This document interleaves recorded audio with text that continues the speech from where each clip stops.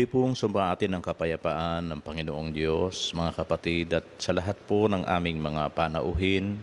Salamat po sa Panginoon. Meron tayong muling mabuting pagkakataon upang maipagpatuloy po natin ang pag-aaral ng mga doktrina ng ating Panginoong Hesukristo. Bago po tayo magpasimula, muli po tayong dudulog sa Diyos sa pananalangin. Ipagtatagubilin po natin ang ating mga pag-aaral upang buksan ng Diyos ang ating mga pagkaunawa sa Kanyang mga salita. Sama-sama po tayong manalangin.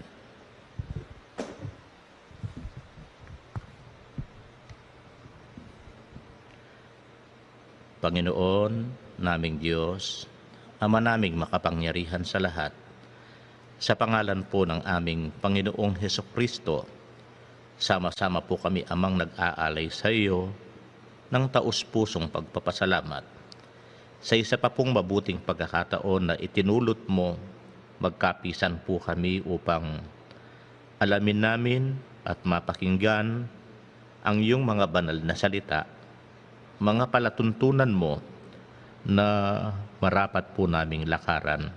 Salamat po, Panginoon, sa paghaplos mo sa aming mga kalooban mula sa mga pagkakamali at pagkakaligaw ng paniniwala. Isa-isa mo po kami amang tinatawag sa loob ng iyong banal na katotohanan. Hindi po namin kayang tumbasan, Ama, ang kabutihang ipinagkaloob mo po sa amin. Sana po ang aming sama-samang pasasalamat, dinggin mo po sa iyong banal na kaitaasan at sana'y ipagkaloob mo ang bawat nasa sa puso ng bawat isa sa amin na matuntun po namin, Ama, ang daan na patungo sa ikapagiging dapat ng aming mga paglilingkod sa iyo. Sana'y tanggapin mo ang pagbabalik loob ng iyong mga anak. Tulungan mo pong makaunawa sa iyong mga banal na palatuntunan at bigyan mo po kami ng kakayanan, matanggap at maunawaan ang iyong mga salita upang siya po naming maging panuntunan ng amin pong mga paglilingkod sa iyo. Bahala ka na po na tumulong sa amin sa iba't ibang mga suliranin, lalo na po sa mga kahahadlangan na inilalagay ng aming kaaway. Ipatawad mo nawa ang aming mga pagkakamaling nagagawa sa buhay na ito at sana, Ama, papaghariin mo po ang iyong kapayapaan sa amin pong pagkakatipon. Salamat po sa iyo sa pangalan ng aming Panginoong Hesukristo.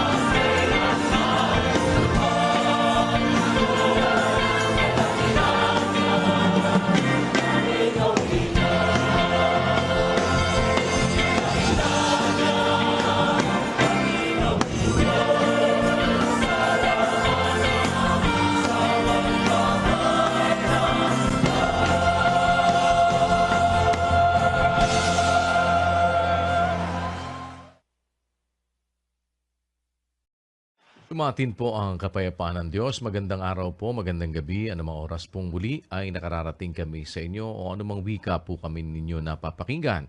Salamat sa Panginoon, mayroon tayong mabuting pagkakataon upang sa gabing ito ay may pagpatuloy po natin ang pag-aaral ng mga doktrina ng ating Panginoong Heso Kristo. Ito na po ang ating ikalawang araw at kami po ay muling sa tulong ng Panginoon kasama ng ating mga kapatid sa Church of God International ay nag-aanyayang samahan po ninyo kami sa mga susunod na oras at sa mga ngayon pa lamang po nakapag-tune in naman sa atin dito sa pagpapasimula ng ating mass indoctrination. Maaari naman po kayong makaka-catch up doon sa atin pong pinag-aralan kagabi kung hindi po ninyo ito napakinggan. At maaari din po kayong makipag-ugnayan sa amin upang makumpleto po ninyo ang kabuuan nitong ating pag-aaral na ito naman ay kapapalooban po ng 14 na araw ng atin pong pagdudulang ng mga katwiran at mga aral ng ating Panginoong Heso Kristo. At yan ay mula Lunes hanggang Biyernes. At ito po ay nasa halos 3 linggo lamang naman aming ipinag-aanyaya sa inyo. Hindi naman po ito masyadong matagal. Nasa loob lamang po ng 1 oras mahigit. 1 oras kalahati, pinaka mahaba na po. Kaya umaamot kami ng inyo pong panahon na sana ay mapagdamutan po ninyo na mapakinggan ang amin pong sinasampalataya ng mga katwiran na nagmumula sa banal na kasulatan. Sa pagkakataong ito, pinagkakaloob na po namin sa inyo si kapatid na Eli Soriano. Magandang araw, magandang gabi mga kababayan sa inyong lahat. Saan man po kayo naroong bahagi ng mundo, tuloy po tayo dito sa ating tinutuklas na mga doktrina ng ating Panginoong Hesus. Kahapon, nagpasimula tayo sa pamamagitan ng pag-aaral ng isang paksa ukol sa iglesia. Kaya po minarapat naming ito ang ating unahin ay alam namin kayo man ay galing sa iba't ibang mga iglesia. Siya rin naman naming dating kalagayan dahil ang aking magulang ay mga manang na Katoliko. Ang aking ama ay sakristan. Ang aking ina ay deboto sa Baklaran sapagkat kami po'y taga-Pasay. Kung ako ipinanganak, doon ako lumaki. Ang aking magulang, lihitimong taga-Pasay. Ang aking ina. Ang aking ama naman ay Katoliko rin at sakristan nga. Alam ko na kayong lahat ay meron sa inyo nasa Iglesia ni Cristo dati. Yung iba nasa iba-ibang iglesia. Yan po ang kalagayan ng mga kapatid ngayon sa samahang ito. Siguro, kung atin pong iisa-isahin, ito ang iglesia, itong samahang ito ngayon. Ang mga miyembro galing sa lahat halos ng iglesia. Meron po tayong mga miyembro na galing sa Iglesia ni Manalo, sa Badista, Saksi ni Jehovah, mga Mormons, galing sa Baha'i Faith, galing sa Buddhism, galing sa Confucianism, galing sa iba't ibang mga pananampalataya. Ang isa lang pong konklusyon na maaari nating i-infer o isipin, siguro nakakita sila ng katwiran higit doon sa nakita nilang dati, kaya sila lumipat sa Iglesia ng Diyos o sa Church of God. At yan po ang gusto kong maintindihan ninyong lahat, mga kababayan, na sa Biblia talaga namang mayroong isang iglesia lang. Hindi naman kagaya ngayon na libo o libo-libo ang mga iglesia, tinatawag sa iba't ibang mga paraan. Meron nga, hindi na nga iglesia ang ginamit eh. Ang ginamit, saksi raw sila ni Jehovah. Agaya ng panahon ng mga apostol, saksi sila sa ating Panginoong Hesus kasi ano sila eh, sila ang nakakita at nakahipo,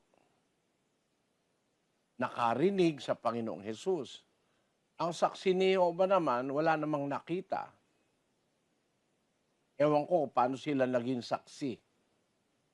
Pero yung saksi, nakakita yun. Nakarinig, nakaranas, nakaamoy. Ganun ang tinatawag pong saksi. Pero imbis na tawagin nila ang kanilang samahan na iglesia gaya nung itinawag ng Panginoong Hesus, pinalitan nila ng saksi. Meron pang iba, yung kagaya nung kay Almeda na ministry naman ang tawag, JMCM, Jesus Miracle Crusade International Ministry. Lahat ng ito, mga kapatid, kung huwag kayong magagalit, hindi po ako nang-aatake. Nag-a-analyze po tayo. Sinusuri natin ang bawat punto ng pananampalataya. Yan po ang ating layunin sa pag-aaral ng doktrina ng Panginoong Hesus. Ang nasa Biblia, hindi crusade, hindi rin ministry ang proper name ng samahang itinayo ng Diyos sa pamamagitan ng Panginoong Hesus ay iglesia. Sa Bibliang Grego po, ang pagkakasalin dyan ay ecclesia, na ang kahulugan ng salitang ecclesia ay mga tinawag ng Diyos palabas. Tinawag palabas, a calling out. Yan po ang kahulugan ng ecclesia, which is a compound of two Greek words, 1537 and 2564. Ang kahulugan ng ecclesia ay a calling out o ang pagtawag palabas. Ang mga miyembro po ng unang iglesia sa Biblia, tinawag palabas. Galing sila sa Judaismo, pinalabas sila ng Diyos doon, gaya ni Pablo. Pagkalabas niya sa Judaismo, ay tinawag siya sa iglesia ng Diyos. Basahin natin ang 1.13 ng Galacia. Pakinggan niyo po.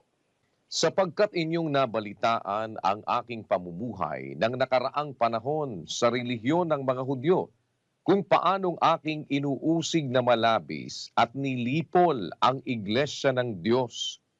At ako'y nangunguna sa relihiyon ng mga Hudyo nang higit kaysa marami sa aking mga kasinggulang sa aking mga kababayan. Palibhasa'y totoong masikap ako sa mga salit-saling sabi ng aking mga magulang. Ngunit nang magalingin ng Diyos na siyang sa akin ay nagbukod, buhat pa sa tiyan ng aking ina, at ako'y tawagin sa pamamagitan ng kaniyang biyaya. Si Pablo po, tinawag ng Diyos mula sa Judaismo.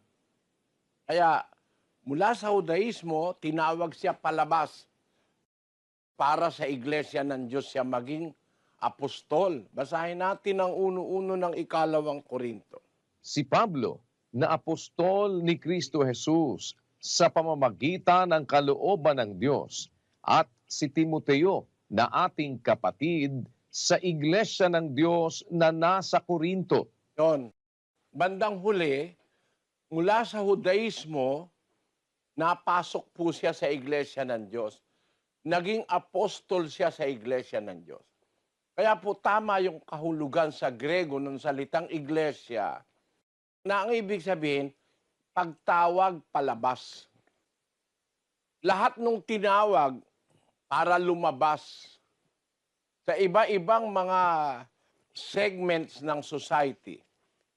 Sa panahon po ng Panginoong Hesus, ang mga tao po noon ay tinatawag na merong mga eskriba, merong mga pariseo. Magkakahiwalay po yan. Yung Saduseo, meron pong ganon.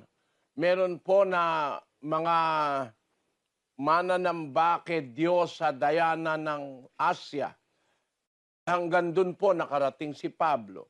Meron mga unang Kristiyanong galing sa paniniwalang Grego, yung kinikilala nilang mga Diyos, yung mga Diyos ng Greek mythology, kagaya ng mga planeta, Saturno, Mercurio, Jupiter. Meron ho yung mga grupo-grupong umiiral nung panahon na yon. Ngayon, yung mga naanib sa iglesyang itinatag ng unang siglo ng Diyos sa pamamagitan ni Kristo, galing po yon sa Saduseo, sa Pariseo, sa mga eskribas, galing sila sa Judaismo. Yan. Kaya tama-tama po sa Biblia, ang kahulugan ng salitang ecclesia is a calling out. Tinawag sila palabas. Nung dati nilang kinalalagyan, tinipon sila sa isa. Meron pong isa na pinagtitipunan, 11:52 ng Juan. At hindi dahil sa bansa lamang, kundi upang matipon din naman niya sa isa ang mga anak ng Diyos na nagsisipangalat. Meron pong isa na pagtitipunan ng Panginoong Hesus sa mga anak ng Diyos na nangangalat. Merong isa upang matipon din naman niya sa isa. Alin po yung isa na pagtitipunan niya sa lahat ng anak ng Diyos na nangangalat? Basahin po natin ang Efeso 4:4. May isang katawan at isang espiritu, gaya naman ang pagkatawag sa inyo sa isang pag-asa ng pagtawag sa inyo. Yun pong mga pinagtatawag ng Diyos, binigyan ng isang pag-asa sa pagtawag sa kanila ng Diyos, ay yung mga tinawag na yon, yun po ang bumubuo ng isang katawan. Gaya naman ika ng pagkatawag sa inyo. May isang katawan po na doon ay may isang espiritu na doon tinatawag ng Diyos lahat ng kanyang mga anak na nangangalat. Alin po yung isang katawan na doon tinatawag? Kaya nga ecclesia kasi tinawag sila. At tinipon sila sa isa. Ang isa na yon ay isang katawan. Ano po ang kahulugan ng katawan? Pakinggan nyo sa 1:18 ng Kolosas. At siya ang ulo ng katawan sa makatwid bagay ng iglesia. Ang iglesia po ang katawan. Yung katawan na yon ang doon niya tinitipon ang lahat ng mga anak ng Diyos. Yun po ang isa na pinagtitipunan. Kaya may isang katawan lang eh. Sa ating panahon, humigit kumulang, dito lang sa Brazil, 40,000 ang mga iglesia. Siguro kung sa buong mundo, siguro masasabi mo na kahit 50,000 na mga iba-ibang iglesia, kasama yung maliliit na mga grupo, napakaraming iglesia sa ating panahon. Samantalang ang Biblia nagtuturo lang ng isang katawan o isang iglesia kung saan tinitipon ng Diyos, tinatawag niya yung kanyang mga anak para matipon at maglingkod sa Kanya. Yun po ang ating tema kahapon, mga kapatid. May isang iglesia at ang iglesyang yan, nasa Biblia pati pangalan. Tinatawag yan na Iglesia ng Diyos. Nababasa sa 11 talata ng Biblia ang salitang Iglesia ng Diyos. Basahin po natin ang unang Korinto, Kapitulo 11. Ganito po ang ating mababasa sa 22. Ano, wala baga kayong mga bahay na inyong makakainan at maiinuman? O niwawalang halaga ninyo ang iglesia ng Diyos? Walang halaga nyo ba ang Iglesia ng Diyos? Parang si Pat Robertson na hindi raw kailangan ng iglesia para maligtas ang tao. Niwawalang halaga nyo ba ang Iglesia ng Diyos? Ano sabi pa rin dyan sa Korinto? Kung merong tumututol sa mga aral na itinuro ng mga apostol, sa 11:16 ang sabi niya, Datapwat kung tila mapagtunggali ang sinuman, walang gayong ugali kami, ni ang iglesia man ng Diyos. hindi mapagtunggali ang mga kaanib sa Iglesia ng Diyos. At ang mga obispo, namamahala yan sa Iglesia ng Diyos. 20:28 ng gawa. Ingatan ninyo ang inyong sarili at ang buong kawan na sa kanila'y ginawa kayo ng Espiritu Santo na mga obispo upang pakanin ninyo ang iglesia ng Diyos na binili niya ng kanyang sariling dugo. Ayon, mga obispo namamahala sa iglesia ng Diyos. Hindi sa kung saan-saang iglesyang itinuro ng mga tao ngayon. Ang katunayan sa unang Timoteo 3:5. Ngunit kung ang sino man nga ay hindi marunong mamahala sa kanyang sariling sangbahayan, paanong makapamamahala sa iglesia ng Diyos? O kita nyo, ang pinamamahalaan ng mga obispo nung una, ang iglesia ng Diyos. Kung ang sino man hindi marunong mamahala sa kanyang sariling sambahayan, paano siyang mamamahala sa iglesia ng Diyos? Wala nakalagay, paano siyang mamamahala sa iglesia Katolika, Apostolika, Romana? O paano siyang mamamahala sa iglesia ni Cristo? O paano siyang mamamahala sa iglesia Jerusalem Nueva? O sa iglesia Quadrangular? O sa iglesia Metodista, Wesleyana? Sa iglesia ni Aglipay, iglesia Aglipayana? Yan pong mga yan, wala sa nakasulat sa Biblia. Ang nakasulat sa Bibliang iglesia, mga kababayan, iglesia ng Diyos, tinatawag sa kanyang pangalan, sa pangalan ng may-ari. Na pag-aralan na po natin kahapon, sabi ng Diyos, yung kanya tinatawag sa kanyang pangalan. Uulitin ko lang po ang 43:7 ng Isayas. Bawat tinatawag sa aking pangalan at yaong aking nilikha ay sa aking kaluwalhatian, yaong aking inanyuan, oo, yaong aking ginawa. Maliwanag ano po, yung tinatawag sa kanyang pangalan, sabi ng Diyos, yun ang sa kanyang kaluwalhatian, that is for His glory. Yung aking inanyuan, yun ang tinatawag sa pangalan niya, yung kanyang inanyuan, yung kanyang nilikha, yung kanyang ginawa. Ibig sabihin, bawat bagay na sa Diyos, tinatawag sa kanyang pangalan. Tawagin mo bang quadrangular? Ano yun? Ano, iglesia ng forma? O iglesia trapezoid? O iglesia circular? O iglesia rectangular? Tawagin mo iglesia quadrangular. Meron bang katwiran yan sa Biblia na ang iglesia, tawagin mo quadrangular? O kaya ang itawag mo, yung pangalan ng pastor na iglesia Wesleyana o kaya iglesia Luteriana, pangalan ni Martin Luther.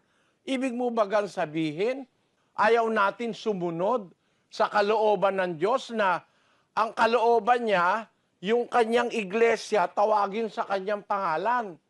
At yun din ang kalooban ng anak nung ang Panginoong Hesukristo'y paalis na po sa lupa, papanhik na sa langit, ganito ang tagubilin niya sa Ama. 17:11 ng Juan. At wala na ako sa sanglibutan, at ang mga ito ay nasa sanglibutan, at ako'y paririyan sa iyo. Amang banal, ingatan mo sila sa iyong pangalan, yaong mga ibinigay mo sa akin, upang sila'y maging isa, na gaya naman natin. Paalis na siya, papanhik na sa langit, na nalangin siya sa Ama. Ama, wala na ako sa sanlibutan. Ang mga ito, yung mga Kristiyano, nasa sanlibutan. Paririyan ako sa iyo, Amang Banal. Ingatan mo sila sa iyong pangalan. Hindi naman sinabi ni Kristo, ingatan mo sila sa pangalan ko. Wala nun. Para iglesia ni Kristo, no? Ingatan mo sila sa iyong pangalan. Kasi yung pangalan ng Diyos ay mas makapangyarihan yon sa lahat. Yung pangalan ng Diyos ang pinaka-kubli o kublihang dako. Kumbaga, depensa, tore, o kaya isang edipisyong matatakbuhan mo, yung pangalan ng Diyos. 18 Gs ng Kawikaan. Ang pangalan ng Panginoon ay matibay na muog, tinatakbuhan ng matuwid at naliligtas. Ayan. Yung pangalan ng Diyos, matibay na muog yun. Napakatibay na muog nun. Tinatakbuhan ng matuwid at maliligtas. Kaya yung pangalan ng Diyos ang itinawag sa kanyang iglesia. Ang nasa Biblia po, Iglesia ng Diyos. 11 talata ng Biblia ang sinasabi Iglesia ng Diyos. Basahin natin ang unang Timoteo 3:15. Ngunit kung ako'y magluwat ng mahabang panahon, ay upang maalaman mo kung paano ang dapat sa mga tao na ugaliin nila sa bahay ng Diyos, na siyang Iglesia ng Diyos na buhay at haligi at saligan ng katotohanan. Meron pa bang ibang iglesyang katotohanan sa Biblia? Ang iglesia, iglesia ng Diyos. Anong klaseng Diyos? Diyos na buhay. Na yon ang haligi at saligan ng katotohanan. The pillar and ground of the truth. Pakibasa sa Ingles, kapatid na Daniel. But if I tarry long, that thou mayest know how thou oughtest to behave thyself in the house of God, which is the church of the living God, the pillar and ground of the truth. Ayan, ang sabi sa Kastila, Pero en caso que me tarde, te escribo para que sepas cómo debe conducirse uno en la casa de Dios, que es la iglesia del Dios vivo, columna y fundamento de la verdad. sa Portugues, ang pagkasabi po riyan, mas CEO de moral, saiba como as pessoas devem comportar-se na casa de Deus, que é a igreja de Deus vivo, coluna e fundamento da verdade. Isaya po, pan kung ako malangan ugdugay, aron masayran mo kung unsa ang paggawi sa mga tao sa balay sa Dios, nga mao ang iglesia sa Dios nga buhi, haligi ug patukuranan sa kamatuuran. Sa Kapampangan, dapat nung ako magluwat kung makabang panahon, banga balo mo nung nanong dapat dang panugalyan ding tao king balening Dios, ay tiyay iglesia na ning Dios, amabye, ing asyas at katatalakaran na ning katutuan. Sa Ilocano po, ngem no mabayag to, tapno amon no kasano ti maiparbeng akababalin ti sanga kabalayan ti Dios, nga isu ti iglesia ti Dios as ibibiyag, nga adigi ket sa diri ti kinapudno. Kahit saan mo po basahin Biblia yan Ang nasa Biblia, iglesia ng Diyos Wala na pong duda, mga kababayan. Kung kayo nag-aaral ng Biblia, saksi ka ni Jehova. Hindi ka ba magdududa na ang nababasa sa Biblia, iglesia ng Diyos, saksi ka ni Jehova? Ano yun? Huwag kayong magagalit, mga saksi ni Jehova. Lalo na yung mga miyembro. Hindi naman kayo sinisisi ko Ang sinisisi ko, yung nagpundar, yung naging puno nyo na si Charles Taze Russell. 6 na beses nagpalit ng pangalan ang saksi ni Jehova. Katapos-tapusan, mali pa rin. Siguro, kung namimili ka ng pangalan, dapat sa bandang huli, matama ka na Kagaya nung nangyari sa amin.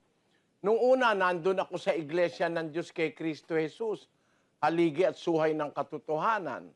Tapos, nagkaroon ng pagkakataon, iglesia ng Diyos na haligit saligan ng katotohanan.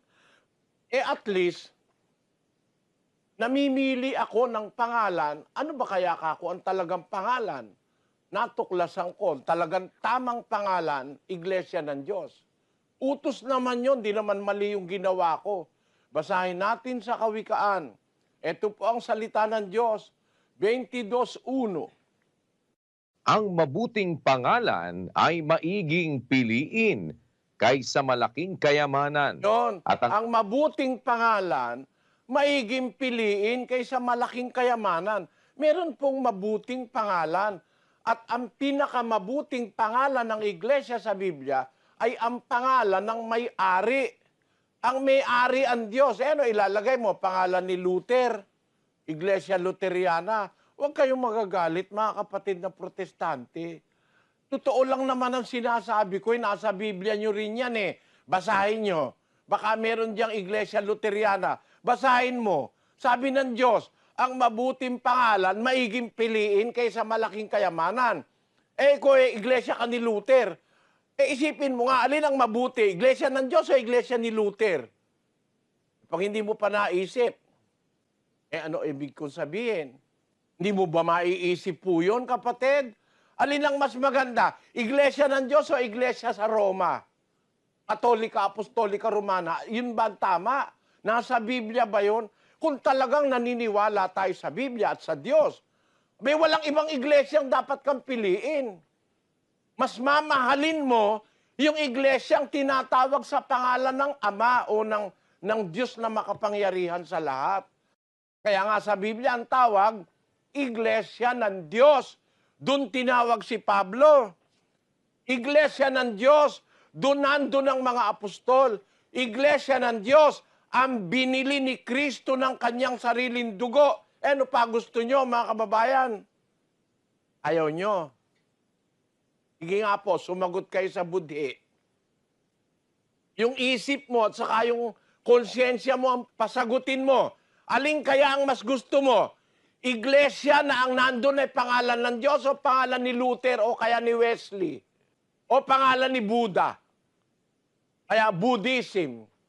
Alam nyo ba, mga kababayang Budista, si Buddha, ano yan, reckless yan. Hindi ka maililigtas ni Buddha, mga kababayang in Czech, Chinese, Japanese. Bakit? Reckless yan . Alam nyo kung ba't namatay si Buddha. Tao kasi yan, di naman Diyos yan . Tao yan, si Gautama. Tinawag nilang Gautama Buddha, the enlightened one. Naliwanagan daw yan, kaya tinawag na Buddha. Ang kahulugan po ng Buddha ay naliwanagan. Pero kung laliwanagan yan, alam nyo ba paano namatay si Buddha? Huwag kayong magagalit, mga Budista. No? Huwag kayong magagalit. Magsuri kayo. Eto po, sa Encyclopedia Britannica. Hindi labas noong 2005, hindi naman nila natutulan. Ano nakalagay, kapatid na Daniel? Sabi po dito, the Buddha died after eating poisonous mushrooms served him by accident and escaped the cycle of rebirth. His body was cremated and stupas were built over his relics. Po nakalagay sa 2005 Encyclopedia Britannica. Namatay si Buddha dahil kumain ng nakakalasong kabuti. Ano mo ngayon sasabihin itong si Buddha enlightened? Yan ba ngayon ang itatawag mo sa iglesia mo? Budista o sasamahan mo? Kaya yung mga kapatid namin dating miyembro ni Buddha, may nang nag-text sa akin, Brad Eli, salamat, nakilala ko si Buddha. Ibig niya sabihin, nung araw na Budista siya, hindi niya kilala si Buddha. Basta nakagisnan niya na lang na siya anak ng Budista, taga Hong Kong anak siya ng Budista, kaya sabi ko nga, masuswerte Pilipino Pinanganak tayo hindi sa isang bansang Budismo. Kasi wala kang choice Bawal sa kanila tumanggap ng ibang iglesia. Gaya dun sa Hindu. Yung Hinduism, yung mga Hindu na yan, naku po, napakalaking kalokohan. Biro mo, sambahin mo ang elepante, sambahin mo baka. Yung baka, ginagawang hamburger yan sa Pilipinas, kayo naman sinasamba nyo. Tinan nyo, nasamba ang baka, nilalagyan ng bulaklak. Yung baka, tumatai lang yan sa daan Sasambahin mo ba naman yung hindi man lang marunong gumamit ng CR? Kahit saan abutin dudumi. Yan ba ngayon ang relihiyong ipagmamalaki ninyo? Bakit ko nasasabi ito, mga kapatid? Hindi naman Diyos yan baka yan Ginawa yan ng Diyos para kainin mo, hindi para sambahin mo. O naniniwala na kayo ngayon, merong mga nagre-relihiyon, hindi nag-iisip. Nasa ilalim nga ng kapangyarihan ng tao yung baka Di ba? Mag-isip po kayo, mga kababayan, sino makapangyarihan? Tao o baka? Hindi ba ang tao? Pati nga yung mga mababangis na baka, Eh, hindi ba pati yung mababangis na baka ang ginagawa ng tao napapaamo yun? Yung mababangis na baka. Kasi mas makapangyarihan ng tao sa mga hayop. Sa Santiago Kapitulo 3, versikulo 7. Sapagkat ang bawat uri ng mga hayop at mga ibon na mga nagsisiusad at mga bagay sa dagat ay pinaaamo at napaaamo ng tao. Tayo makapangyarihan tayo kaysa hayop. Kaya nga pati leon na itinuturing na hari ng kagubatan Ang leon kasi kumakain ng elepante. Kahit elepanting malaking-malaki sa kanya, nilalamon niya. Ang leon, kinakain niya, pati mga kalabaw, baka, etc. Ngayon, namili ka ng Diyos, ang pinili mo, pagkain lang ng leon. Walang samaan ng loob, mga kababayan. Mamimili ka ng Diyos, pinili mo, kinakain ng leon, baka at elepante. Yun ang napili ng Hinduism Nasambahin ng kanilang mga baka at mga elepante. Pagkain lang ng leon yan siya na, maganda-ganda pa kung ang napili mo, leon Pero mali pa rin. Kasi hayop din yun Napapaamo rin ng tao yun. Kahit nga yung mga, ang tawag doon, yung isdang nagsasayaw pa, mga dolphin napapaamo ng tao. Mga sharks, may napapaamo rin ng tao. Mga shark, anong tawag doon sa shark? Mga pating. Balyena, napapaamo ng tao. Mas mataas tayo sa pagkakalikha ng Diyos. Tapos sasambahin mo yung mga yan. Huwag kayong magagalit, mga kababayan. Nagsasabi lang ako ng totoo. Kung kayo'y miyembro ng Hinduismo, mag-isip kayo. Biro mo, ang dinidyos nyo, mga tumatai sa karsada. Ano ba naman? Nakakalungkot. Meron diyang tayong mga kababayan na mga kabataan. Mga kabataan, galit ba kayo sa akin? Kung galit kayo, pakitaas naman ng kamayo. Sinasabi ko lang naman ng totoo. Bakit mo sasambahin ng baka? Mali. Mali. Mag-isip kayo, nag-aaral kayo. Yung mga nag-aaral dyan sa La Verdad, sa Apalit. We belong to the animal kingdom according to science. No? We belong to the animal kingdom. But we are superior to every animal. And it is proven by the fact that we can tame every animal. Pati nga yung venomous snake yung mga makamandag na hayop gaya nung mga ahas, natetame ng tao yan Napapaamo yan ng tao. Paano mo ngayon sasabihin na sasamba ka sa mga yan? Alam nyo, yan ay napakalaking kasinungalingan, mga kababayan.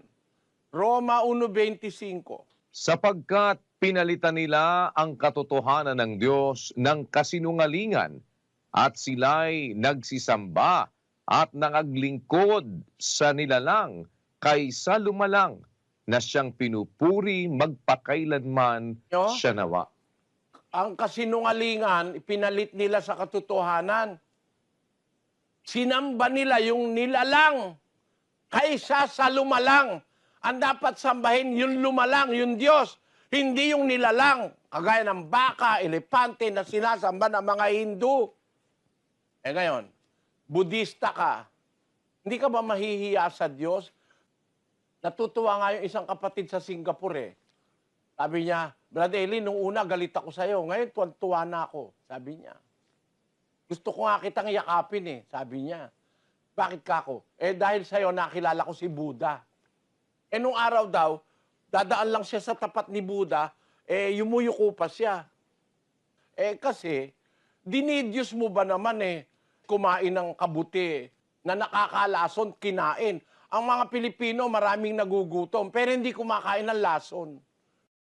Di ba meron tayong mga kababayan kumakain ng nakukuha sa basurahan? Yung mga itinatapon sa restaurant, tawag nga nila ron pagpag Pag tinapon sa basurahan, pinapagpag nila. Kinakain nila pagpag. Pero bago nila kainin, para walang mikrobyo, iinitin muna nila. O edi matatalino ang Pilipino kahit mahirap. Ito naman sasabihin mo ba ngayon, totoo yan? Kaya mga kapatid, mag-isip lang tayo. Huwag lang kayong magagalit, mga kapatid. Mag-isip ka po, kapatid. Si Manalo, anghel. Si Kristo, tao. Anghel pala si Manalo. Si Kristo naman ay tao. Tapos, iglesia ka ng tao. Iglesia ka ni Kristo. O ano ngayon ang labas mo niyan? Di ba kakatuwa ka nun? Anghel si Manalo, si Kristo tao. Mas malakas yung anghel kaysa sa tao. Hindi ka yata marunong mamili, kapatid. Dapat mamili ka. Basahin uli natin ang 22:1, kapatid na Daniel. Ang mabuting pangalan ay maiging piliin kaysa malaking kayamanan. Ayun. Kahit na pagkalaki-laking kayamanan, maganda kung ikukumpara mo, piliin mo mabuting pangalan. Sa Biblia, ang mabuting pangalan, ang pangalan ng Diyos. Yun ang pinakamabuting pangalan. Ganito ang sabi ng ating Panginoong Hesukristo. Ganyo sa isang talata ng Lucas, 18:18. At tinanong siya ng isang pinuno na sinasabi, "Mabuting guro, anong gagawin ko upang magmana ng walang hanggang buhay?" At sinabi sa kanya ni Jesus, "Bakit mo ako tinatawag na mabuti? Walang mabuti kundi isa, ang Diyos lamang." Ayon, sabi ng Panginoong Sus, ba't mo ako tinatawag mabuti? Walang mabuti kundi isa, ang Diyos lamang. Pagdating sa mabuting pangalan, meron pa bang mas bubuti sa pangalan ng Diyos? Kaya nga ang nilagay sa Biblia, Iglesia ng Diyos Mag-isip kayo mga kababayang, Iglesia ni Manalo, Iglesia ni Aglipay, Iglesia ni Wesley, Iglesia ni Lutero. Mag-isip po kayo. O Iglesia ng taga-Roma, o kaya Iglesia ng taga-England. Kasi nag-away ang Roma at saka ang England. Mula noon,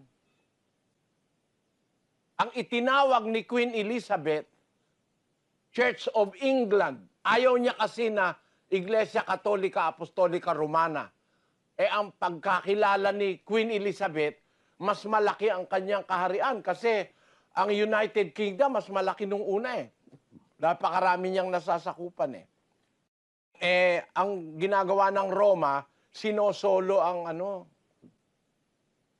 karangalan. Kaya nilagay, Iglesia Katolika Apostolika Romana. Ang pinakamataas daw na obispo yung nasa Roma, hindi pumayag si Queen Elizabeth. Ang ginawa niya, humiwalay siya sa Iglesia Katolika, tinawag niya, hindi Katolika Apostolika Romana, kundi tinawag niya Church of England. Si Queen Elizabeth po, ang highest ruler ng Church of England. Baka hindi niyo po alam yan, mga kapatid na Katoliko. Nagkaroon na ng question tungkol dyan sa pangalan. Ayaw pumayag ni Queen Elizabeth na tawaging Romana. No? Kaya nangyari, lumabas yung tinatawag na Church of England. Yan po. Kaya maraming issue pagdating dyan sa pangalan hindi naman tayo dapat magkagagalit. Hindi naman kayo dapat magalit sa akin. Pakuha mo yung isang Biblia sa library, yung Biblia Katoliko, Sis Luz. Opo. Nandito na po, Brad Eli. Ito po yung pinirmahan ni Cardinal Rufino. Ito po, Brad Eli. Bisita ang puntahan mo. Buksan mo yung Biblia sa Gawa 20:28. Bibliang Katoliko yan, Ginawa ng mga pare. May pirma ni Rufino Cardinal Santos.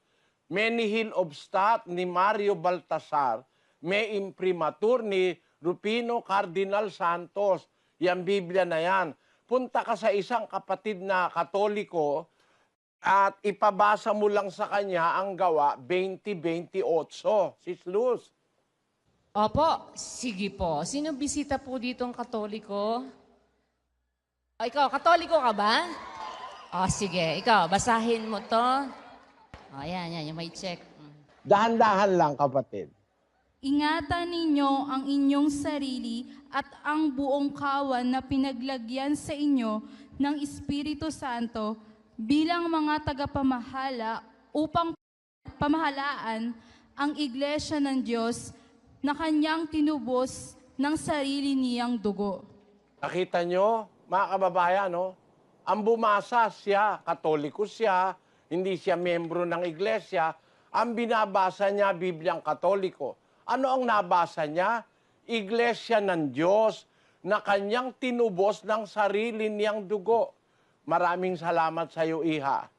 At pagpalaing ka nawa ng Panginoon sa tulong mong ginawa sa akin ngayon. Nakita nyo, mga kapatid, kung meron pa kayong Biblia dyan, protestante ka, ikaw ay Sabadista, tignan nyo ang gawa, 20:28. Alin ba iglesia ang sinasabi? Iglesia ng Diyos. Alin ang mas mabuting pangalan? Iglesia ng Diyos o Iglesia Luteriana? Sagutin nyo nga po ako. Alin ang mabuti? Yung nasa Biblia nyo. Kahit saan Biblia, yan ang mababasa mo. Alin ang mabuti? Mabuting pangalan. Iglesia ng Diyos o Iglesia Luteriana? Ang pasagutin nyo, ang isip nyo at puso, ang konsyensya. Alin ang mabuti? Iglesia Luteriana o Iglesia ng Diyos? Alin ang mabuti? Church of England o Church of God? Mas napakabuting tawagin mo ang iglesia, Iglesia ng Diyos o Church of God. Buksan nyo ang Biblia nyo, bago kayo magalit sa akin. Pag nagagalit kayo sa akin dahil sinasabi ko, Iglesia ng Diyos, nasa Biblia mo rin, magalit ka sa sarili mo. Iba ganon ang logic. Sa Bibliang Bisaya, Iglesia sa Dios nga gipalit niya sa iyang kaugalingang dugo. Sa Bibliang Hiligaynon, ang nakalagay, Iglesia sang Dios nga ginbakal niya sa iyang kaugalingan nga dugo. Sa Ilocanong Biblia, Iglesia ti Dios, isu ginatang na itidara na. Alin ang mas maganda? Yung nasa Biblia o yung inimbento ng mga tao, mga kababayan? Kaya, kung meron tayong iglesyang dapat sampalatayanan, dapat ipangaral, ay ang iglesia ng Diyos. Hindi kami yan. Yun ang inuulit ko, mga kapatid. Hindi po kami yan. Bakit? Nakasulat na sa Biblia yan 2,000 years ago. Ngayon, ang tanong natin, ano ang gagawin natin sa iglesia ng Diyos? Aanib tayo. Ang pag-anib, utos. Utos ba ng Diyos ang pag-anib sa iglesia, mga kababayan? O, tingnan nyo ha. Pabasahin ko ang 12:9 ng Roma. Pakibasa, kapatid na Daniel. Ang pag-ibig ay maging walang pagpapaimbabaw. Kapuotan ninyo ang masama. Makisanib kayo sa mabuti. Alin ang mabuti? Di ba ang mabuti ang Diyos? Sabi ni Kristo dun sa taong kausap niya, ba't mo ako tinatawag na mabuti? Walang ibang mabuti, kundi isa, ang Diyos lamang. Sabi niya, kaya kung sasanib tayo sa mabuti, utos yun. Kapuotan ninyo ang masama, makisanib kayo sa mabuti.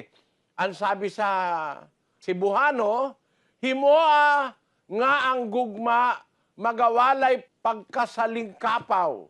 Dumta ninyo ang dautan, magtapot kamo sa maayo. O sa Ilocano, ti ayat awan kuma ti ulbud na, gurain nyo ti dakes, sa limit-mitan nyo, inaimbag, umanib kayo sa mabuti. Alam nyo mga kapatid, dapat tayo aanib sa iglesyang nasa Biblia. Utos po ni Kristo ang pag-anib. Hindi kagaya ng turo ni Pat Robertson, hindi na raw kailangan ng pag-anib para maligtas. Ang pagpasok daw sa iglesia, di makakapagligtas. Para raw maligtas, kailangan daw si Kristo tanggapin. Hindi na kailangan ng iglesia. Tanungin natin si Kristo. Paano po ba ang pagtanggap sa iyo, Panginoong Hesukristo? Sabi ni Pat Robertson, kailangan daw tanggapin ka namin. Paano po ba ang pagtanggap sa iyo, Panginoon? 12:48 ng Juan. Ang nagtatakwil sa akin at hindi tumatanggap sa aking mga pananalita ay mayroong isang hahatol sa kanya. Ang salitang aking sinalita ay siyang sa kanya'y hahatol sa huling araw. Ayun pala, pagka itinatakwil mo yung pananalita ni Kristo, itinatakwil mo na si Kristo. Sabi niya, ang nagtatakwil sa akin. Sino yon? At hindi tumatanggap sa aking pananalita. Yung palang hindi pagtanggap sa salita o aral ni Kristo, pagtatakwil pala kay Kristo yon. Paano mo sasabihin, tanggapin si Kristo, ayaw mo naman tanggapin ng iglesia. Si Kristo ang nagturo ng iglesia. Nagtayo ang Diyos ng iglesia. Mamimili ka na rin lang ng pangalan. Meron naman sa Biblia, ba't hindi na pinili mo? Diba? Ang nasa Biblia na totoong iglesia, iglesia ng Diyos. Ngayon, dapat ba tayong umanib doon, mga kapatid? Dapat ba? Sabi, makisanib kayo. Yung pong pagsanib, batas yun.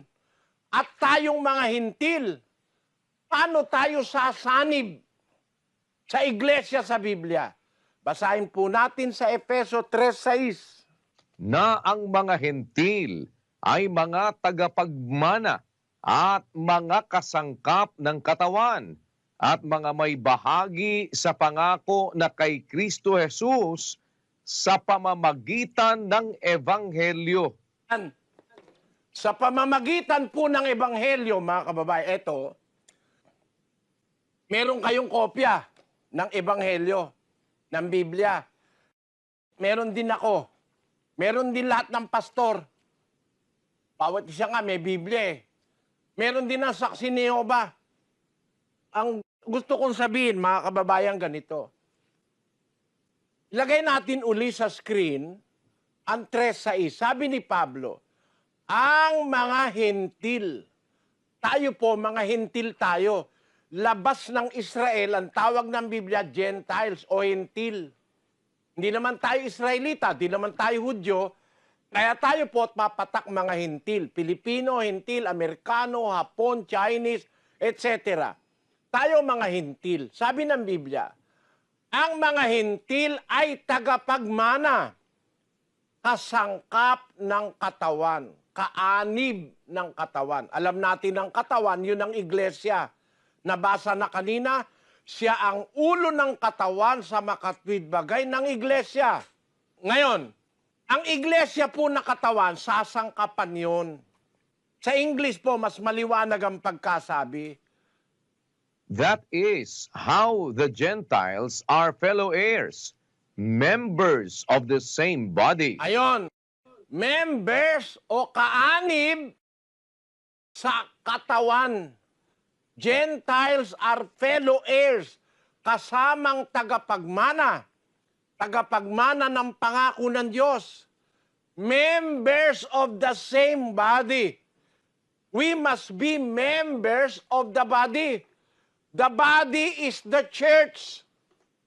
Ang katawan ay ang iglesia. Dapat maging miyembro tayo ng iglesia.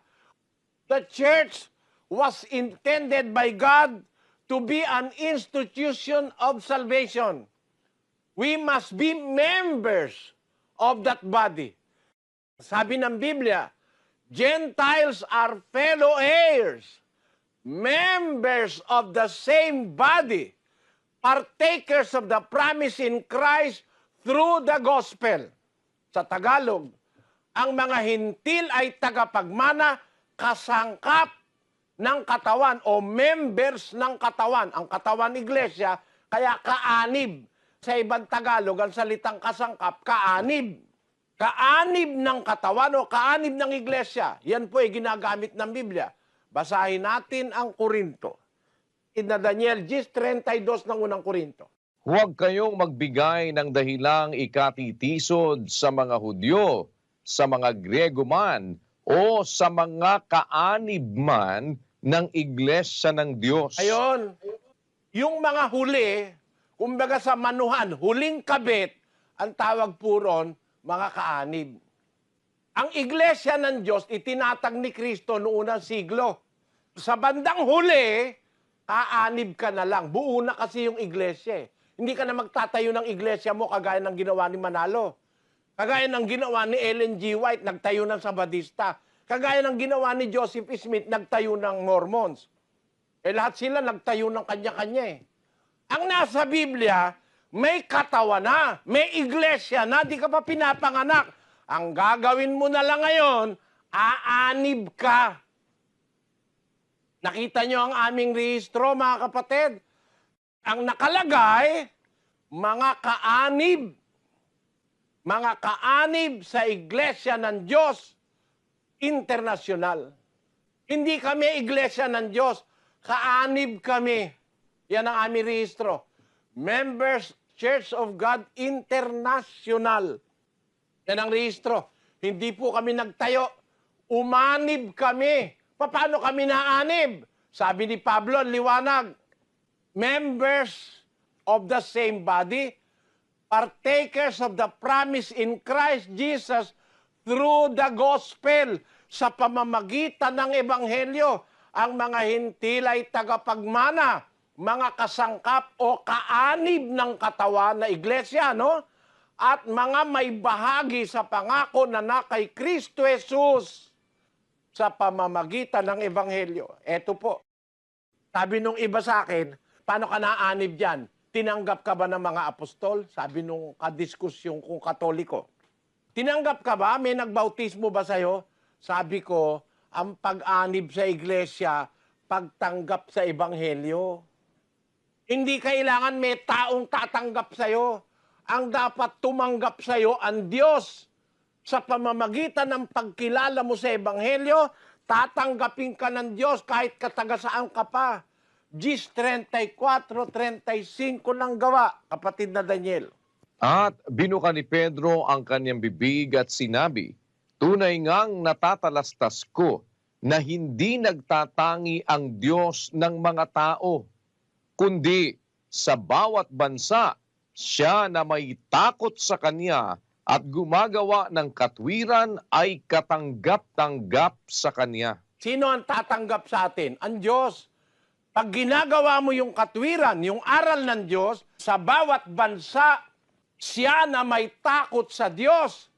Gagawin mo yung katwiran, katanggap-tanggap ka sa Kanya. Kaya mga kapatid, ang paraan ngayong panahong ito, para maging kaanib ka sa iglesyang ng Diyos na nasa Biblia, tatanggapin mo yung katwiran, yung ebanghelyo. Ulitin ko, ang mga hintil, mga tagapagmana, kasangkap o miyembro ng katawan, may bahagi sa pangakong na kay Kristo Jesus sa pamamagitan ng ebanghelyo. Etong ebanghelyo, pag tinanggap mo, naaanib ka sa iglesia ng Diyos. Basahin natin sa Cebuano, nga ang mga hintil, mga masig ka manununod,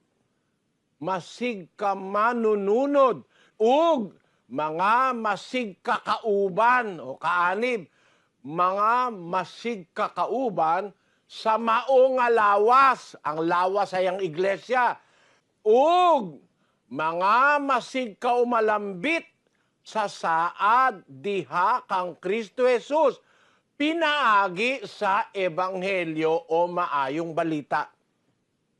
Sa Ilocano, adagiti hentil makipagtawid da, ken makipagkamengda itibagi, ket makiranuda iti naikari ken Kristo Jesus gapu iti ebanghelyo. Sa Kapampangan, bang mabalo king ding hentiles maging kamanala at abelang dake king katawan, miyembro laning katawan. karake laking pangako kang Kristo Jesus, king pamamilatan na ning ebanghelyo. Kapamilatan na ning ebanghelyo, itong aral ng ebanghelyo, makakasama tayo ng iglesia nasa Biblia. Kaya nga hindi tayo yun eh. Sabi ko nga doon sa pastor ni Manalong kadiskusyon ko sa Pampanga, binasa mo ka ako, iyang maling translation ng Iglesia ni Cristo. Kayo ba yan? Sila raw yun. Sila raw ang tunay na iglesia. Sabi ko, kailan ba yan sinulat? Di ba totoo, sinulat yan? 61 AD? Tao ka na ba nun? Parang ikaw yan. Tao ka ba nun? Namutla yung tao eh. Namutla yung pastor. Nanggulo na lang. Kaya po, alam nyo mga kapatid, kung mag-iisip ka, hindi ka maloloko eh. Yung Biblia, bago ipinanganak yung kalilong-lilongan mo nakasulat na, babasahin mo ngayon iglesia, tapos sasabihin mo, ikaw? Paanong kayo yan eh? Hindi pa nga kayo tao, nasa Biblia na yan nakasulat na. Meron nga ang Biblia, buhay na buhay hanggang ngayon yung papel. Nadudurog na nga yung papel eh. Isinulat 300 AD. May 1,700 taon na ngayon yung Codex Sinaiticus. Bibliang nakita ko sa London. Nandun sa British Library. Nung pumunta po ako sa England, nakita ko yung photocopy nung Biblia na yon na nagkakadurog-durog na, dinikit na lang nila sa papel.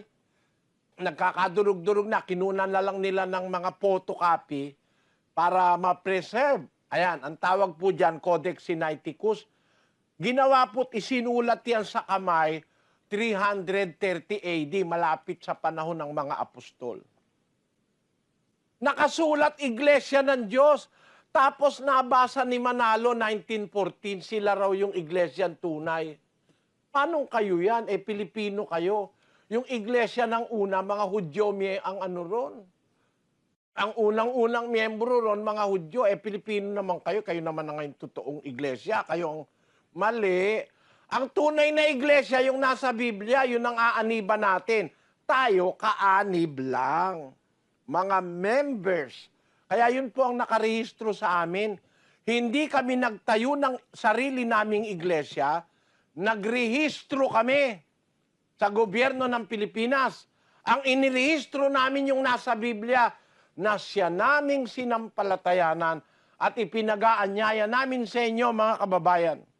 Kung pauunlakan ninyo ang aming paanyayang nakasulat sa Biblia, sama-sama po nating tanggapin ang aral ni Kristo na iglesia ng Diyos sa Biblia. Di namin kayo pinapaanib sa amin.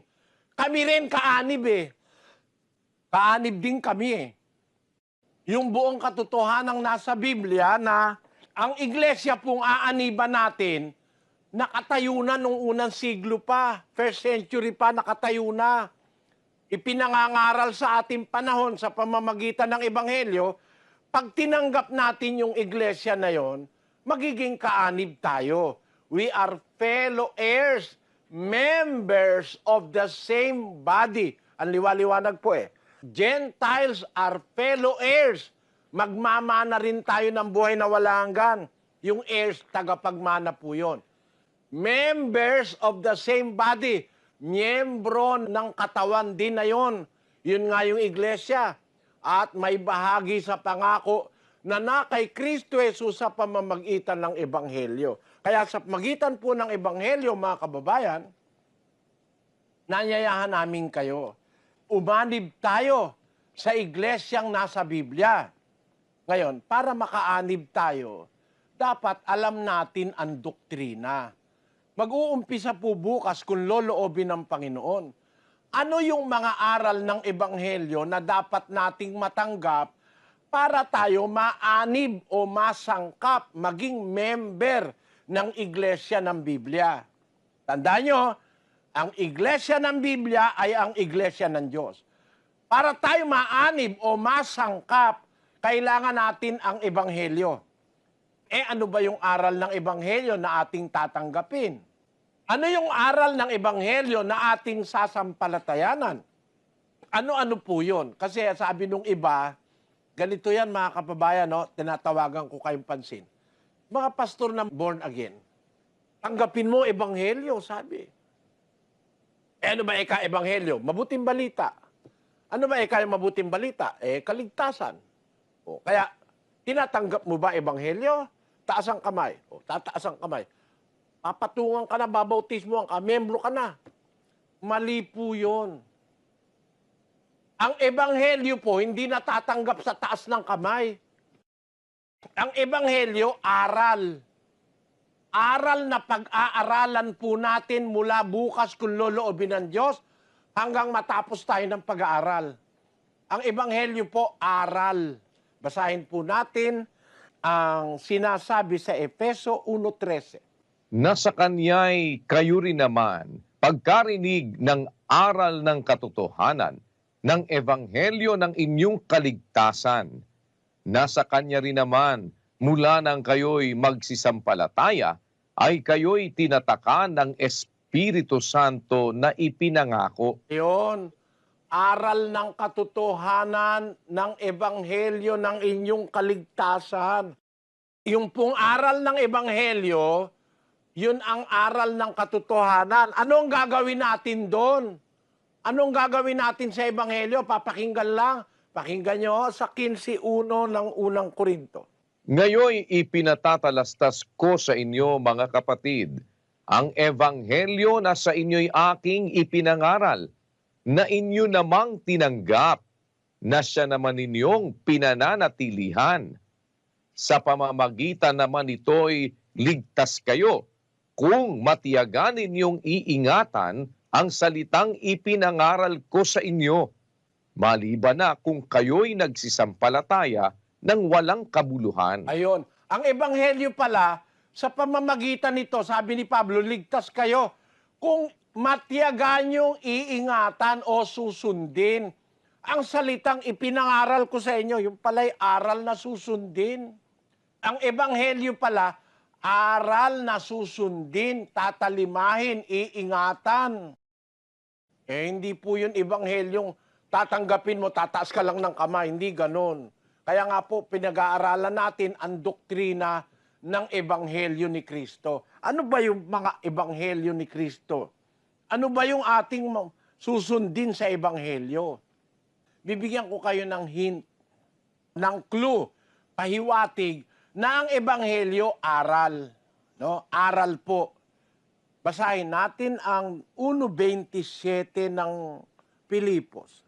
Ang inyo lamang pamumuhay ay maging karapat-dapat sa ebanghelyo ni Kristo, upang maging ako ay dumating at kayo'y makita o wala man sa harap ninyo, ay mabalitaan ko ang inyong kalagayan, na kayo'y matitibay sa isang espiritu, na kayo'y mangagkaisa ng kaluluwa na nangagsisikap sa pananampalataya sa Ebanghelyo. Sabi po ni Pablo, ang inyong pamumuhay maging karapat-dapat sa Ebanghelyo ni Kristo.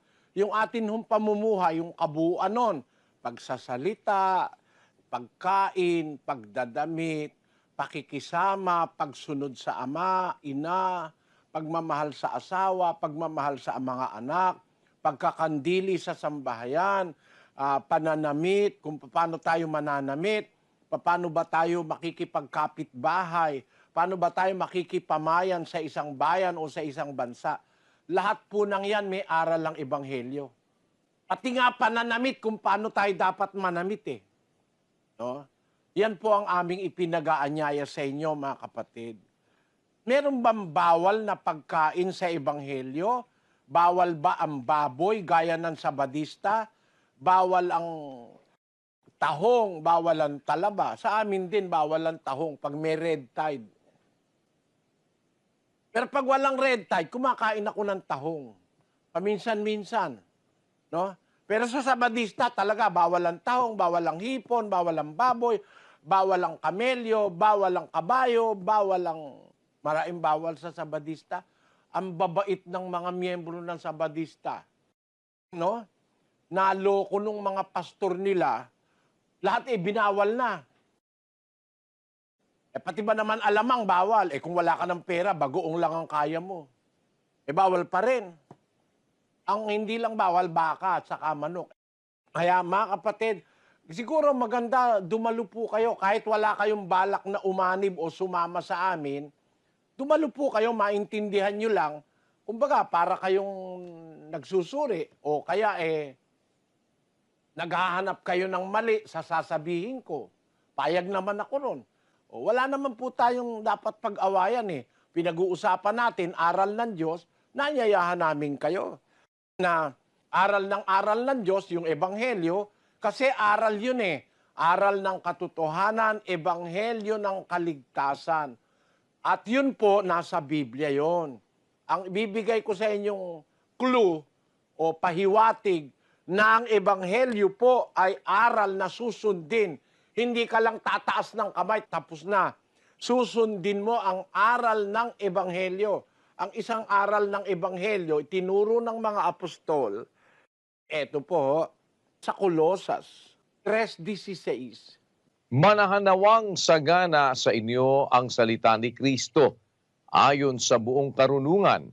Kayo'y mangagturuan at mangagpaalalahanan sa isa't isa sa pamamagitan ng mga salmo at ng mga imno at mga awit na ukol sa Espiritu, na magsiawit kayong may biyaya sa inyong puso sa Diyos. Ang isa palang aral ng Ebanghelyo, aawitan natin ng Diyos. Yung mga taong hindi nakakaalam ng aral, umaawit din. Alam niyo kung sino inaawitan?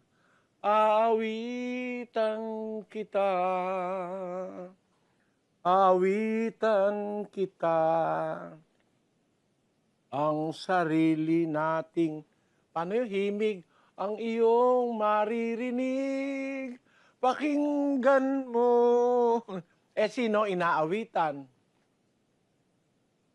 Sa Biblia po, pati pag-awit pala sa Ebanghelyo utos. Aawitan natin ang Diyos. Ayos naman yon. Aawitan mo ang Diyos. Kasi lahat naman inaawitan mo Ako ay Pilipino. Diba? Pati yung pagka-Pilipino, inaawit mo. Tapos, para magpakita ng mga patriotism, ibon mang may layang lumipad, hawak-hawak pa yung puso. Kulungin mo at umiiyak, bayan pa kayang sakdal dilag, ang di magnasang makaalpas. Pilipinas kong minumutya, pugad ng luha ko't dalita, aking adika, makita kang sakdalaya. Ayan. Naawitan mo Pilipinas. Hindi lang yon. Pati yung ating national flower, inaawitan mo rin. Sampagitan ng aming lipi, bulaklak na sakdal ng yumi, ikaw ang mutyang pinili, na sagisag ng aming lahi. O, kita mo? Yan ang national flower. Ang kulay mong binusilak, ang diwa ng aming pangarap, ang iyong bangot halimuyak, sa tuwi na ay aming nalalanghap. O bulaklak na nagbibigay ligaya, o paraluman, mutyang sampagita, larawang mistula ng mga dalaga, ikaw ang tanging bituin, hiraman ng kanilang ganda. Ang iyong talulot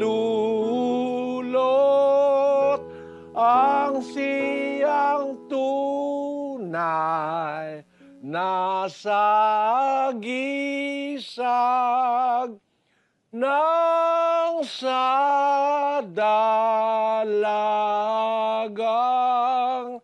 puso'y wagas, kayumian at pagkamatapat. Kita nyo, palibasa, makabayan ako. Nung araw, ako bata pa, kabisado ko lahat yan eh. Lahat ng mga kantang para sa bayan. Pati nga Sampaguita, biro mo, yung National Flower. Yung Nara lang ang wala akong kanta ron. Hindi yata ginawa ng kanta eh. National Tree. Eh yung National Fish, yung bangus eh, di ba, no? Kabisado ko lahat yun. Kaya lang walang kanta sa bangus eh. Ang kanta, Dalagang Bukid. Dalagang bukid ang aming ulam, something like that, ano? Eh, kita nyo, mga kapatid, lahat kinakantahan mo. Oh, my papa, to me he was so wonderful. Oh, my papa, to me he was so good. No one could be so gentle and so lovable. Oh, my papa, he always understood. Tatay mo yan, ano? Eh, nanay naman. Mama, I miss the days when you were here beside me. Mama, those happy days when you were here to guide me, safe in the glow of your love, sent from the heavens above. Nothing can ever replace the warmth of your tender embrace. Oh, Mama. Kita mo?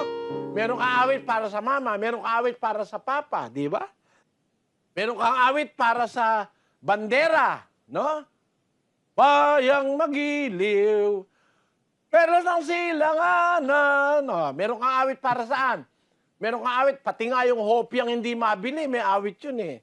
Hopyang di mabili, may amag sa tabi, lalaran, lararararan. Yung mga may kalokohan, tukat ba naman pati si Haring Solomon eh, inilagay sa kanilang awit. Si Haring Solomon, may alagang pagong. O, kita mo yun? O ngayon, saan mo i-justify? Lahat inawitan mo. Pati si Maria inawitan mo.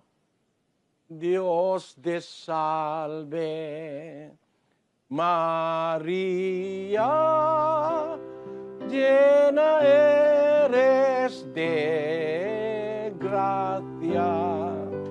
El Señor es contigo, bendita tú eres entre todas las mujeres, y bendito es el fruto, y bendito es el fruto de tu vientre, Jesús. Kita nyo? Inawitan mo si Maria, inawitan mo bandera, inawitan mo yung mamang kay lupit. Ang puso mo'y di na nahabag. Pag pumanaw ang buhay ko, may isang pipit na iiyak. O, kita mo? Meron ba tayong hindi inaawitan? Alam nyo ba, mga kapatid, ang awit matanda pa sa mundo? Meron akong alam na awit matanda pa sa mundo. Mahigit ng 4 na bilyon taon. May awit akong alam. Baka sabihin nyo, yabang naman ito si Soriano. Ako po, marami akong awit na antigo eh. Hindi nga alam ng mga kabataan ngayon eh. Yung awit na narinig ko nung araw sa lola ko, sa nanay ko.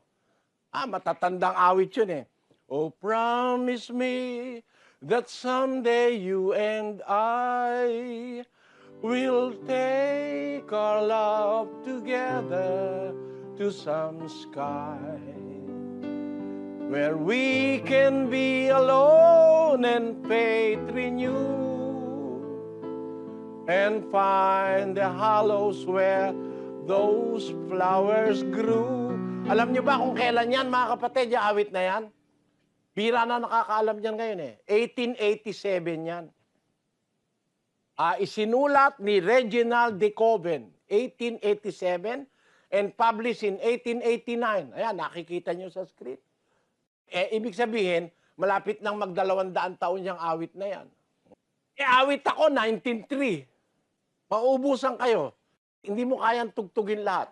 May awit ako, 1906. May awit ako, 1910. Meron akong awit na alam na sa Biblia, bago nilikha ang mundo. No? Bukas po, inanyayaan ko kayo. Mag-aral tayo ng doktrina ng Ebanghelyo, pati pag-awit, bahagi ng Ebanghelyo. Hindi ka lang basta awit ng awit sa Diyos, baka kung ano na pinag-aawit mo. Pati pag-awit, bahagi po yan ng aral ng Ebanghelyo. Sabihin nyo, pati ba naman yung kailangan pag-aralan? Pati po yun. Para wala tayong maliligaw, hindi tayo maliligaw kahit sino pa gusto magligaw sa atin. Anyaya ko po uli sa inyo bukas, mga kababayan, no? Bigyan nyo ng panahon, 1 oras lang naman at kalahati. Nakikiamot ako sa oras nyo. Kaya, dalo po kayo. Hindi wala namang mawawala. Kung ayaw nyo tanggapin, huwag nyo tanggapin. Pero baka sakali, maliwanagan ang inyong kaisipan sa pamamagitan ng awa at tulong ng Diyos, malugod po namin kayong inaanyayahan. Masaya kami na tanggapin kayo sa aming mga lugar. Pagpalainawa kayo ng Panginoon, mga kapatid. Kapatid na Daniel? Salamat po sa Diyos na muli sa inyong pagpapaunlak sa amin sa gabi ito sa ikalawang araw po ng ating mass indoctrination na isinasagawa. Kung loloobin po ng Panginoon, nag-aanyaya kami muli sa ating pong third day ng ating mass indoctrination. Yan po'y bukas kung loloobin ng Panginoon. Araw po ng Miyerkules, alas 7 ng gabi, Philippine Standard Time. Kung ano man pong oras sa inyong mga lugar na kinaroroonan at kung ano mang wika po ninyo kami napapakinggan. Kasama po nito ay nag-aanyaya din kami para sa ating global prayer. Mamaya pong alas 9:30 ng gabi, mga kapatid, Philippine Standard Time. Ito po'y bukas para sa lahat ng ating mga kapwa-tao. Ano man po ang inyong relihiyon, kayo po ay aming inaanyayahan na makiisa sa atin pong pagtawag at paghingi ng awa mula po sa Panginoon. Sa gabing ito, minsan pa, bago po tayo pansamantalang maghiwa-hiwalay, mga panauhin sa amin po mga kapatid, kasama po ang ating mga kapatid sa iba't ibang panig ng daigdig, ang lahat po ng members ng Church of God International na nakatune in din po ngayon, nag-aanyaya po kami sa inyo na samahan nyo kaming muli sa isang maikling panalangin. Tayo po'y sama-samang dumulog sa pananalangin. Panginoon naming Diyos, Amang makapangyarihan sa lahat, sa pangalan po ng aming Panginoong Hesukristo, nag-aalay kami ng pagpapasalamat sa iyo, Ama, sa iyo pong pagtuturo sa amin upang maliwanagan ang aming mga puso. Malaong panahon na kami po ay naligaw. Nakagawa kami ng iba't ibang mga paglabag sa iyong kalooban.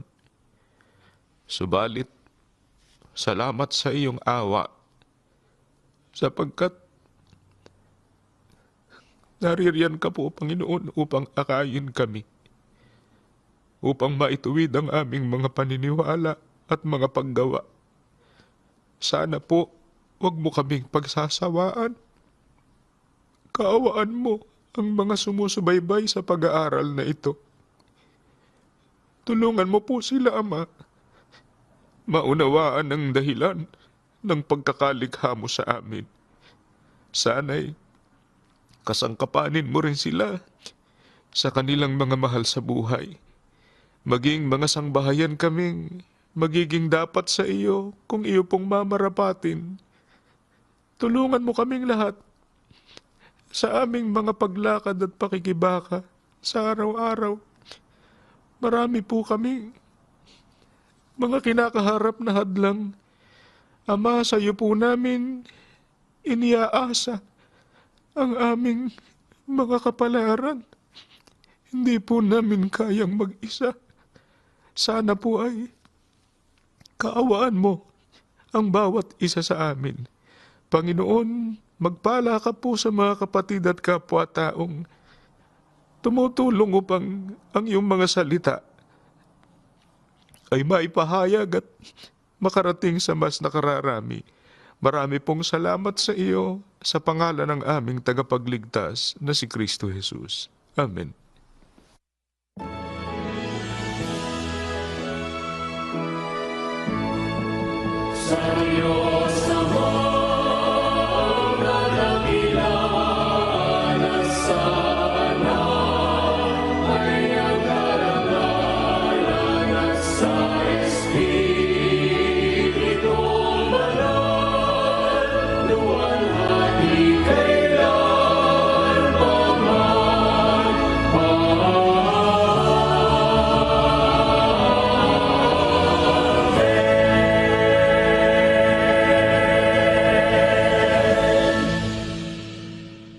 Ang walang hanggang pag-ibig ng ating Diyos amang nasa mga langit, ang biyaya ng pagliligtas at pagpapagaling ng ating Panginoong Hesukristo at ang pakikipisan ng Santong Espiritu, sinawang gumabay sa ating mga puso, magpakailan-kailanman. Amen.